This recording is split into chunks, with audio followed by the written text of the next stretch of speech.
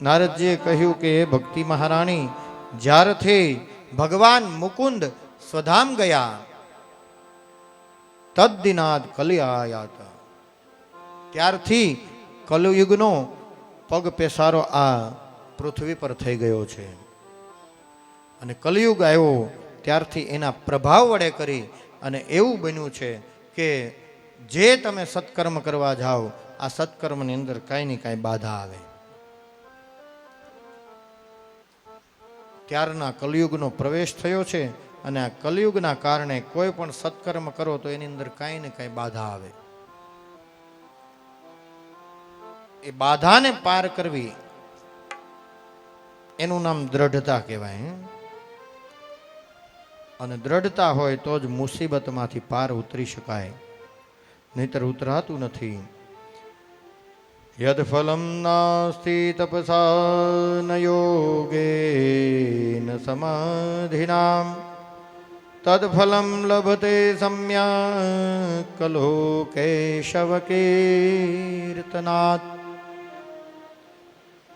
નારદજીએ કહ્યું કે યદ ફલમ નાસ્તિ તપસા ન યોગેન સમાધિનામ.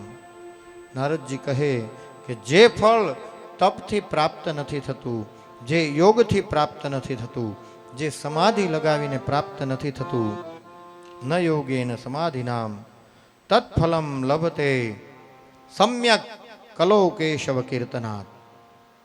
ખૂબ સરળ રસ્તો કર્યો નારદજીએ કે તત્ફલમ લભતે કલો કેશવ કીર્તનાદ. આ બધું જ કરવાથી જે કાંઈ ફળ નથી મળતું એ આ કલયુગની અંદર, ભલે કલયુગે ત્યારથી પ્રવેશ કર્યો જ્યારથી ભગવાન સ્વધામ ગયા ત્યારથી આ પૃથ્વી પર કલયુગ આવ્યો, પણ એ કલયુગમાં એવું એક સરસ મજાનું દિવ્યતા મુકતા ગયા છે કે યદ ફલમ નાસ્તિ, યોગ કરવાથી, સાધના, ધ્યાન, ધારણા, સમાધિ કરવાથી જે ફળ નથી મળતું એ ફળ કલો કેશવ કીર્તનાથ. કલયુગમાં માત્ર ભગવાન કેશવના, ભગવાન શ્રી કૃષ્ણના કીર્તન કરવાથી એ ફળ પ્રાપ્ત થાય છે. એટલે આ કલયુગમાં હમણાં મેં કહ્યું ને એમ ભગવાનનું નામ સ્મરણ ચાલુ રહેવું જોઈએ.